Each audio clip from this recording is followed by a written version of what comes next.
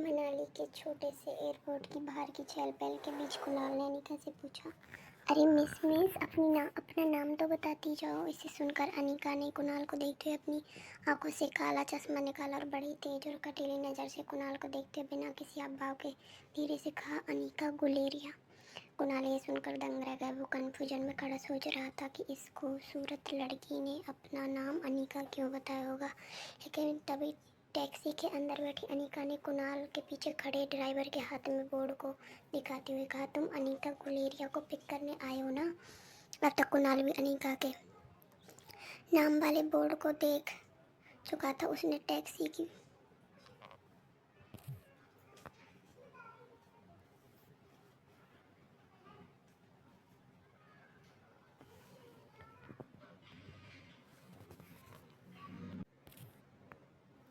अब तक कुणाल भी अनिका के नाम वाले बोर्ड को देख चुका था। उसने सोचा कि टैक्सी में बैठी लड़की बस वो बोर्ड पर लिखा नाम पढ़ रही थी, इसलिए कुणाल ने आगे बढ़कर कहा, अरे उस मोटी को तो मैं टैक्सी से भिजवा दूंगा, आप दोनों आराम से मेरे साथ कार में चलिए ना।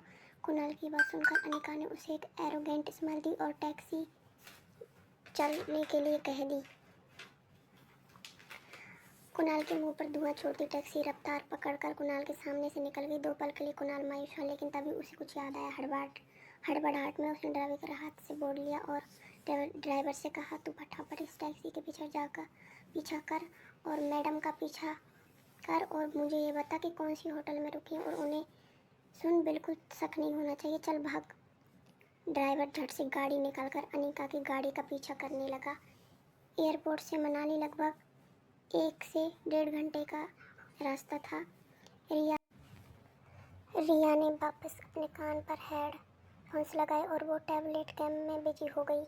वैसे रिया को देखकर कोई ये नहीं कह सकता था कि वो एक लड़के jeans, sports shoes, T shirt, छोटे बाल और सर पर कैप। रिया की उम्र भले ही छोटी थी, मगर उस पर मॉडर्न टेक्नोलॉजी का काफ़ी ज़्यादा प्रभाव था। गेमिंग की दुनिया में रिया स्वीट एंजल के नाम से पॉपुलर थी। रिया को गेम खेलते हुए देख अनिका सोच रही थी कि पता नहीं रिया को मनाली लाकर उसने सही किया था या गलत। मोबाइल की रिंग से अनिका अपने ख्यालों से बाहर आई तो उसने देखा कि उसके पापा गौतम बार बार अनिका के फ़ोन पर कॉल किए जा रहे थे। अनिका ने बिना फ़ोन उठाए अपने मोबाइल को साइलेंट मोड पर किया और आंखें बंद करके बैठी रही, मानो जैसे वो आने वाले तूफान के लिए खुद को मन ही मन तैयार कर रही हो। अगले 1 घंटे में अनिका की टैक्सी मनाली की सबसे बड़ी 5 स्टार होटल पैराडाइज इंटरनेशनल में दाखिल हुई, लेकिन उसका पीछा कर रहे राजू को होटल के मेन गेट पर ही रोक दिया गया। होटल का बेलबॉय अनिका का इंतजार पहले से कर रहा था। अनिका के आते ही बेलबॉय उसका सामान लेकर उसे लिफ्ट की ओर ले गया। होटल का प्रीमियम फर्नीचर, आकर्षित एम्बियंस और वेलकमिंग स्टाफ को देखकर समझ में आ रहा था कि क्यों देश विदेश से आए टूरिस्ट मनाली की शानदार होटल में रुकना पसंद कर रहे थे। बेलबॉय ने अनिका को लिफ्ट की तरफ ले जाते हुए बोला कि उसका बुकिंग प्रेसिडेंशियल स्वीट में है, जो होटल के टॉप फ्लोर पर है। लिफ्ट में दाखिल होते ही बेलबॉय ने 24वें फ्लोर का बटन दबाकर अनिका से कहा, मैडम इस टॉप फ्लोर पर सिर्फ 2 ही अपार्टमेंट हैं, एक आपका और दूसरे हमारे होटल के मालिक मिस्टर रोहित मारवा का। वो अपने बेटे और छोटे भाई के साथ यहीं रहते हैं। कुछ ही पल में लिफ्ट 24वें माले पर पहुंच गई थी। लिफ्ट का दरवाज़ा खुलते ही अनिका ने देखा कि यह फ्लोर होटल के बाकी फ्लोर से ज़्यादा सुकून वाला था। इतना सुकून जितना अनिका ने शायद अपने घर में भी महसूस ना किया हो। अनिका के रूम के पास जाकर बेलबॉय ने कार्ड से दरवाज़ा अनलॉक किया। वो कार्ड अनिका के हाथ में देकर और सामान वहीं छोड़कर चला गया। रिया अभी भी गेम में बिजी थी। अनिका रिया को रूम के अंदर लेकर आई और उसने रूम का दरवाज़ा बंद किया।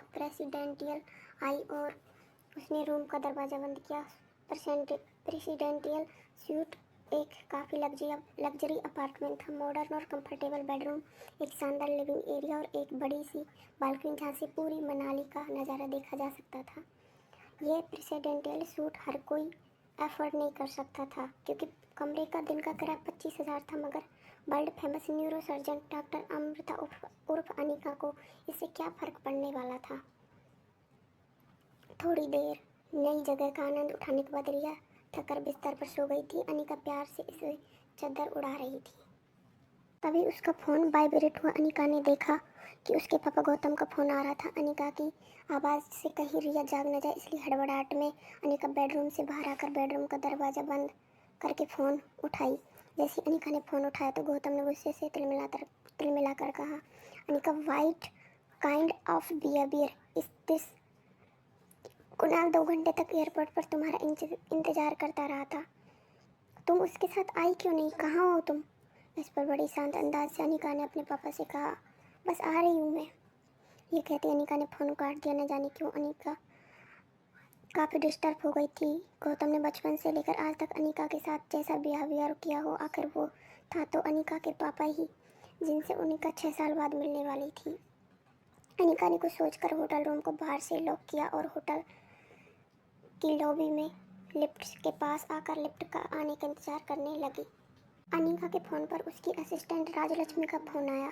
अनिका ने पिक किया तो राजलक्ष्मी ने कहा, अनिका का हाल पूछते ही, मैडम, आशा करती हूँ कि आपकी फ़्लाइट सेफ और कंफर्टेबल थी और आपकी नींद भी पूरी हुई होगी। याद है ना, आपका रोज़ कंपलसरी 8 घंटे सोना ही है। अनिका उसकी बात को काटते हुए बोली, हाँ हाँ याद है। तुम ये बताओ, तुमने मुझे फिर से वही बात बताने के लिए फ़ोन किया जो पिछले 1 महीने से रोज़ बताती आई हो, या आज कोई नहीं बताने के लिए फ़ोन किया है? राजलक्ष्मी थोड़ा हिचकिचाते हुए बोली, अरे मैडम, वो फिर से वो बिजनेस टाउन रोहित मारवा का मेल आया है। वो अपनी दादी माँ का इलाज देश की सबसे बड़ी न्यूरोसर्जन डॉक्टर अमृता यानी कि आपके पास करवाना चाहते हैं। इस वक्त वो मनाली में ही है और आप भी मनाली में हैं, तो मैंने सोचा कि अपॉइंटमेंट फिक्स कर दूं। लेकिन तभी अनिका ने कड़क शब्दों में कहा, बिल्कुल नहीं, ये बड़े लोग अपने बुजुर्गों का चिंता का सिर्फ ढोंग करते हैं। इनका असली मकसद तो कुछ और ही होता है, बुजुर्गों की प्रॉपर्टी, बिजनेस या और कुछ। हम इन लोगों से दूर ही रहना चाहिए। और वैसे भी मनाली के आगे पीछे मेरा मकसद कुछ और है। उस मकसद में अपना ध्यान नहीं भटकाना चाहती। और हाँ राजलक्ष्मी, ये मत भूलो कि मैं इस वक्त ऑफिशियल लीव पर हूँ। राजलक्ष्मी अनिका की असिस्टेंट ही नहीं बल्कि उसकी दोस्त भी थी, इसलिए उसने अनिका का मूड लाइट करते हुए कहा, okay ma'am, as you wish. मगर एक बात बता दूँ, मैंने सुना है रोहित मारवा की पर्सनैलिटी काफ़ी डेशिंग है, टॉल, डार्क, हैंडसम, और इतनी सी उम्र में इतना बड़ा बिजनेस टाइकून। देश की काफ़ी लड़कियां सिर्फ उनसे बात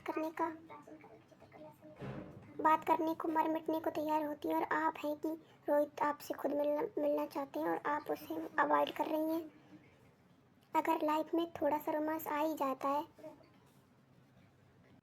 तो इसमें नुकसान क्या है? बाकी आपकी मर्जी, सोच लो। रोहित का फोटो भेजूंगी। अनिका समझ गई थी राजलक्ष्मी अब उसकी टांग खींच रही थी। तभी अनिका ने लिफ्ट को ऊपर आता देख राजलक्ष्मी से जल्दी जल्दी कहा कि अगर ऐसा है तो तुम एक काम करो, तुम्हें डॉक्टर अमृता बनकर मिल लो। वैसे भी हाँ, डॉक्टर अमृता के चेहरे से कोई नहीं जानता है, यहाँ तो सिर्फ मैं अनिका गुलेरिया हूँ। अब चलो फ़ोन रखो। लेकिन राजलक्ष्मी ने जल्दी जल्दी में बोला, ठीक है, hope you enjoy your vacation. और हाँ, रोहित की फ़ोटो भेजूँगी, एक बार देख जरूर लेना। इसके पहले राजलक्ष्मी अपनी बात पूरी कर पाती। अनिका को लगा कि रिया नींद से अचानक उठ गई होगी और जब उसने अनिका को पास नहीं देखा होगा इसलिए ऐसी खड़ी होगी। इसलिए अनिका ने नीचे झुककर प्यार से रिया के दोनों गालों पर किस किया और बोली, मम्मा जल्दी वापस आ जाएगी और आते वक्त तुम्हारी फेवरेट चॉकलेट आइसक्रीम लेकर आएगी। ठीक है, चलो अब जाओ कमरे में और आराम करो, या तो अपना फेवरेट वीडियो गेम खेलो। तभी लिफ्ट वापस आ चुकी थी। लिफ्ट का दरवाज़ा खुला और अनिका लिफ्ट के अंदर चली गई। अंदर जाकर अनिका ने रिया से फिर से एक बार कहा, सीधे रूम में चले जाना। हाँ मम्मा, will miss you and mamma loves you. Lift का दरवाज़ा बंद हो गया और अनिका की लिफ्ट नीचे जाने लगी। बाहर जाने की जल्दी में अनिका एक बात भूल रही थी कि उसने अपने कमरा का दरवाज़ा बाहर से बंद किया था। फिर भी रिया रूम से बाहर कैसे आ गई थी? अनिका की लिफ्ट के नीचे जाते ही अनिका के रूम में सामने वाले रूम का दरवाज़ा खुला और उसमें से एक 26-27 साल का हैंडसम आदमी बाहर आया। ब्लैक चमकीले leather shoes, black trouser, white shirt और ब्लैक ब्लेजर। किसी रियासत के राजकुमार से बिल्कुल भी कम नहीं लग रहा था वो आदमी, और लगे भी क्यों नहीं, क्योंकि ये आदमी था मारवा इंडस्ट्रीज का CEO रोहित मारवा। रोहित अपने कमरे से निकला और लिफ्ट के पास खड़े बच्चे की तरफ बढ़ते हुए और उस बच्चे को डांटते हुए रोहित ने कहा, बेटा कितनी बार कहा है तुम्हें कि ऐसे बिना बताए कमरे से बाहर मत निकला करो। तुम मेरी बात सुनते ही नहीं हो? आर्यन, जिस लड़की को रिया समझकर अभी कुछ ही पल अनिका ने बात की थी उसी बच्चे को रोहित किसी दूसरे नाम से पुकार रहा था। लेकिन सच तो बात वो यही थी कि वो बच्चा रिया नहीं बल्कि आर्यन था। दरअसल अनिका जिस बच्चे को रिया समझकर उससे बात कर रही थी वो बच्चा मशहूर बिजनेस टाइकून रोहित मारवा का इकलौता बेटा आर्यन था। मारवा इंडस्ट्रीज का इकलौता वारिस आर्यन। और इन सब में सबसे मज़ेदार बात ये थी कि रोहित का बेटा आर्यन और अनिका की बेटी रिया दोनों की शक्ल एक दूसरे से मिलती जुलती थी, यानी कि रिया और आर्यन हम शक्ल थे। तो रोहित लॉबी में जिस बच्चे से बात कर रहा था वो दरअसल आर्यन था और रिया अभी भी अनिका के कमरे में सो रही थी। रोहित आर्यन से बात कर रहा था, लेकिन आर्यन की नज़रें अभी भी लिफ्ट के दरवाजे पर जमी हुई थी। आर्यन की गोल मटोल आंखें और खूबसूरत मासूम सा चेहरा देखकर ऐसा महसूस हो रहा था जैसे अभी अभी आकाश से उतरा हुआ टिमटिमाता तारा देख लिया हो। रोहित ने पीछे से आर्यन को आवाज़ देते हुए कहा, आर्यन ध्यान कहाँ है तुम्हारा? सुना नहीं बेटा, अंदर चलो। रोहित आर्यन का हाथ पकड़ के उसे लगभग खींचते हुए रूम के अंदर ले जा रहा था। तभी आर्यन ने झटके से अपना हाथ छुड़ाकर रोहित से कहा, मुझे चॉकलेट आइसक्रीम चाहिए। ये सुनकर रोहित थोड़ा हैरान हो गया। हमेशा गुमसुम और चुप रहने वाला आर्यन का बर्ताव आज रोहित को कुछ अजीब लग रहा था। रोहित ने तुरंत सोचकर अपनी जेब से फ़ोन निकाला और होटल के सीसीटीवी रूम में फ़ोन करके उसके रूम के बाहर का सीसीटीवी फुटेज मंगवाया। तो वो देखना चाहता था कि अभी लिफ्ट के पास आर्यन के साथ क्या हुआ था। कुछ ही पल में सिक्योरिटी इंचार्ज लैपटॉप पर सीसीटीवी लेकर आ गया। फुटेज में रोहित ने जो देखा वो देखकर दंग रह गया।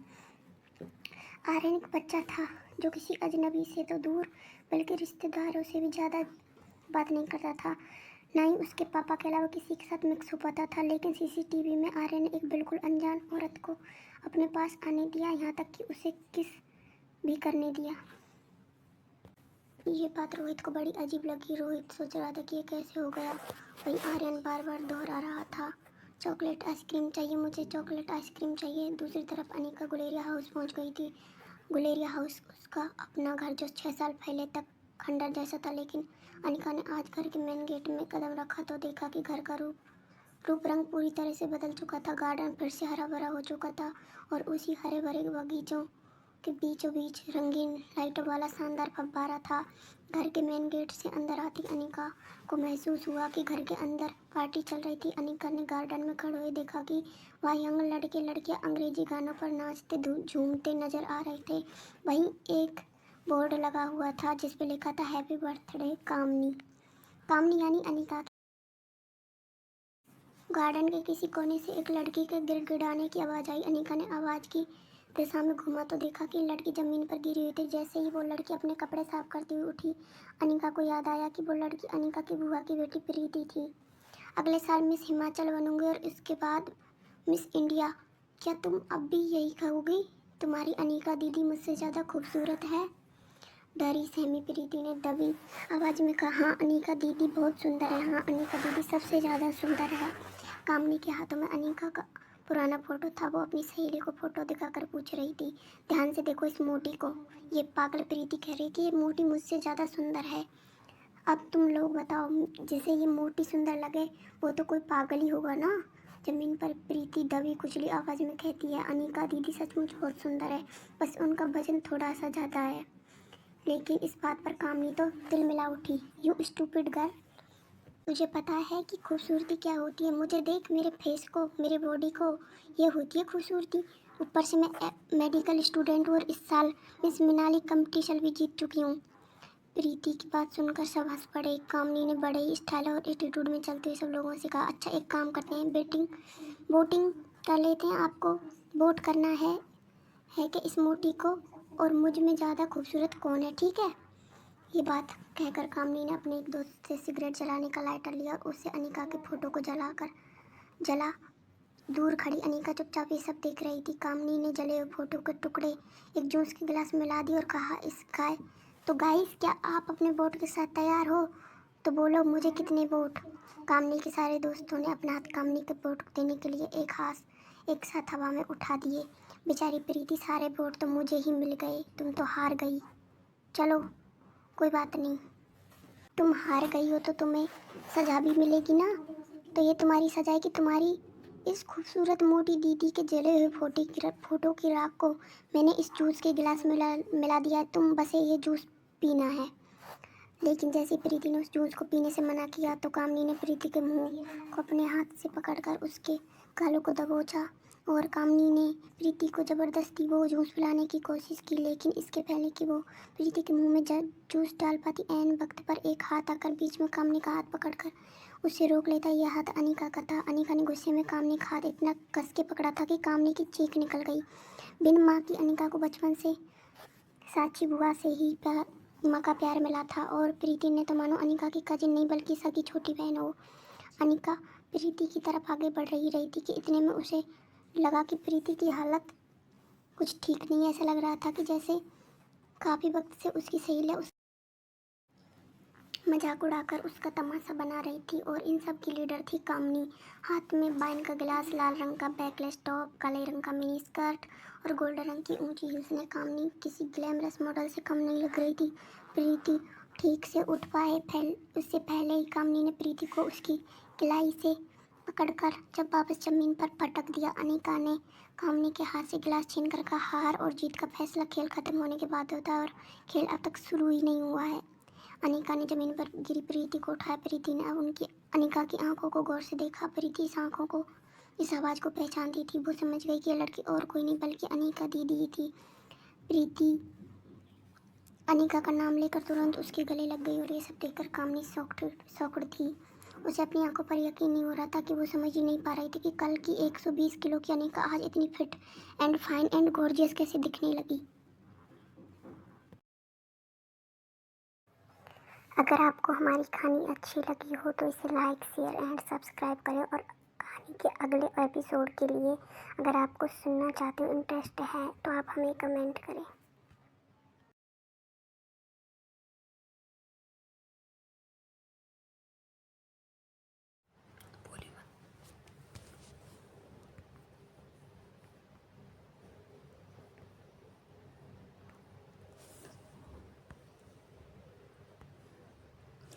आखिर ये चमत्कार हुआ कैसे? आसपास खड़े कामनी के सभी दोस्त भी सरप्राइज हो गए।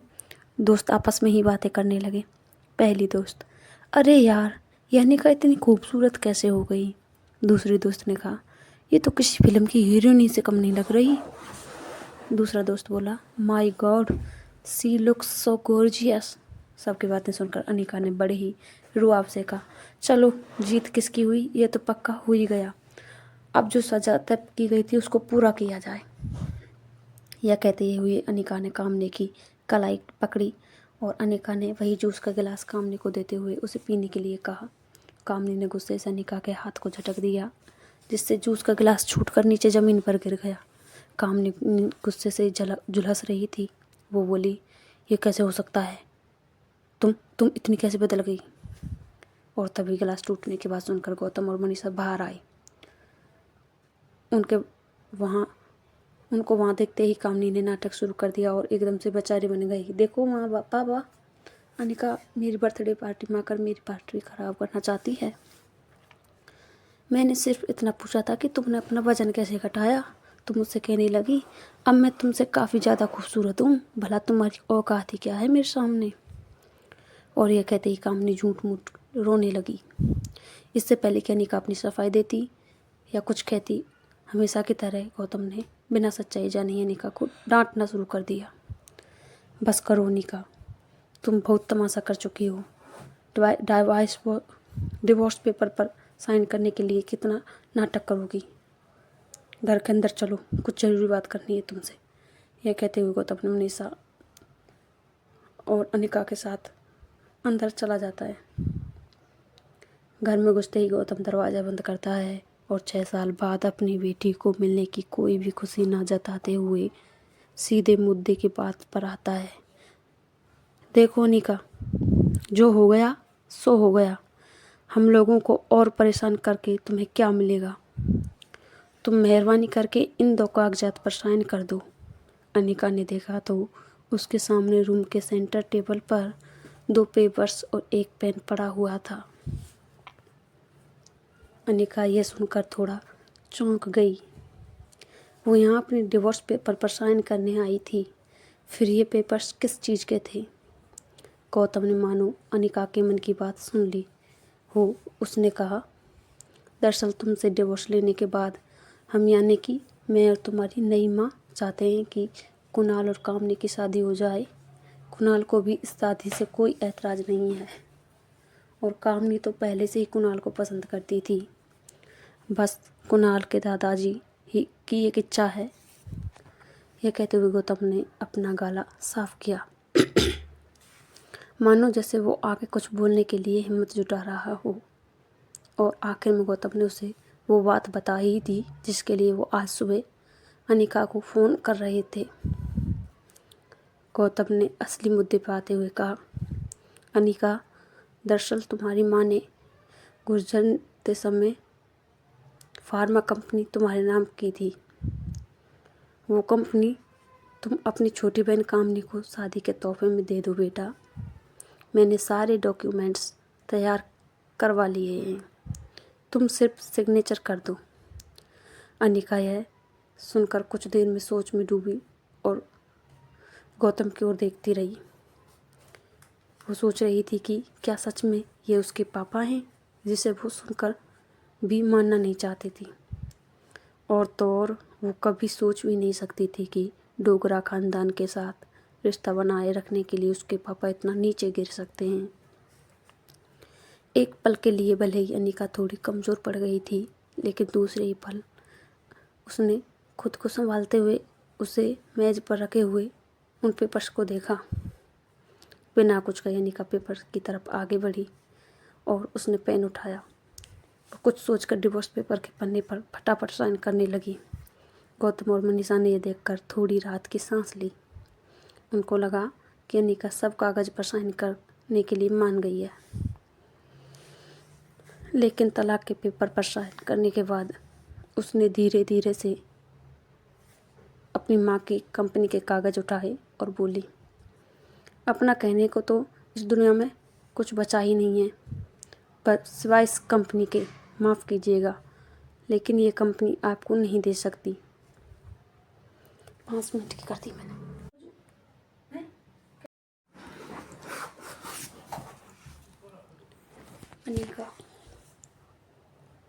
अनिका बड़ी ही शालीनता से मना करके सीधा वहाँ से निकल जाती है। गौतम और मनीषा को यकीन नहीं हो रहा था कि अनिका, जो आज तक उसके पापा की हर एक बात चुपचाप मान लेती थी, उसने आज उनकी बात मानने से साफ इनकार कर दिया था। अनिका की सौतेली माँ मनीषा भागकर अनिका के पीछे जाती है और उसे रोकने के लिए बोलती है, क्यों हमें दर्द बर्बाद करने पर तुली हो अनिका? पहले ही एक बिन ब्याही माँ बनकर तुमने समाज में हमारी इतनी इज्जत उछाली, वो कम थी? अब अपनी बहन की ज़िंदगी भी बर्बाद करना चाहते हो। मनीषा की बातों को अनसुना करते हुए अनिका घर के मेन गेट से बाहर निकलने ही वाली थी कि तभी कामनी उसके सामने आ खड़ी हुई और बोली, तुम्हें क्या लगा तुम वो कंपनी मेरे नाम नहीं करोगे तो क्या कुणाल मुझसे शादी नहीं करेगा? वहम है ये तुम्हारा। कुणाल मुझसे ही शादी करना चाहता है क्योंकि मैं उसे पसंद हूँ, ना कि तुम्हारी उस फैक्ट्री के लिए जैसे उसे तुम्हारे साथ करनी पड़ी थी। और तुम ये सब नहीं देख सकती क्योंकि तुम बचपन से ही मुझसे जलती हो। अनिका ने एक टाच भरी मुस्कान के साथ कामनी से कहा, कौन किससे जलता है इसका नमूना तुम बाहर दिखा चुकी हूँ। और रहा सवाल बचपन का, तो तुम्हें तो आदत है मेरी हर चीज़ को छीनने की। मेरे जो अच्छे कपड़े आते थे, खिलौने आते थे, अच्छी सैंडल आती थी, वो तुम ही तो रख लेती थी। लगता है अभी भी वो आदत नहीं गई तुम्हारी। जिस लड़के को मैंने डिवोर्स दिया उसी से तुम शादी करना चाहती हो तो ठीक है, कर लो, कोई बात नहीं, मगर कंपनी तो मैं नहीं दे सकती। बचपन में अनिका का फ़ायदा हर कोई उठा लेता था, लेकिन इसके बावजूद उसके मुंह से कभी चू तक नहीं निकली थी। शायद इसीलिए सब ने सोचा होगा कि अभी अभी अनिका को बहला फुसला कर समाज और बहन के भविष्य का वास्ता देकर बहला कर उसका फ़ायदा उठाया जा सकता है। लेकिन किसी को नहीं पता था कि अनिका का शरीर ही नहीं, उसका मन, विचार, हर कुछ इन 6 सालों में बदल चुका था। आज अनिका को इस तरह सबके अरमानों पर पानी फिरता देख सब लोग गहरे शौक में थे। अनिका के मुंह से ऐसे तीखे शब्द कामनी पहली बार सुन रही थी, और अब कामनी का पारा 7वें आसमान पर था। वो घुर्राई और अनिका से बोली, समझती क्या है खुद को? वजन घटा लिया तो जवान भी लड़ाना सीख गई है क्या? चाहे कुछ भी कर लो, मैं कल भी तुमसे ज़्यादा खूबसूरत थी और मैं हमेशा तुमसे ज़्यादा खूबसूरत रहूँगी। दिखने में भी तुमसे आगे और पढ़ने में भी तुमसे आगे। कुछ ही साल में डॉक्टर बन जाऊँगी। मुझ जैसी लड़की को छोड़कर कुणाल तुम्हारे पास वापस आ ही नहीं सकता। कामनी भी नहीं जानती थी कि उसके मुंह से आखिरकार कुणाल की बात क्यों निकल गई थी, लेकिन उसकी इस बात पर अनिका ने भी मुस्कुरा कर कहा, तो चलो एक और शर्त लगाई जाए। अनिका की ये बात सुनकर ना जाने क्यों कामनी का कॉन्फिडेंस अचानक थोड़ा सा कम हो गया, क्योंकि कहीं ना कहीं उसे हकीकत पता थी। वो अनिका का नया रूप भी देख चुकी थी और कुणाल की फितरत से वाकिफ थी। और तभी घर के मेन गेट के बाहर से कुणाल की आवाज़ आई, कहाँ गई वो मोटी? मुझे एयरपोर्ट पर 2 घंटे वेट करवाया, आज छोड़ूंगा नहीं उसे। कुणाल की ये बात सुनकर कामनी टेंशन में आ गई, लेकिन अनिका वहीं खड़ी कामनी के सामने मुस्कुरा रही थी।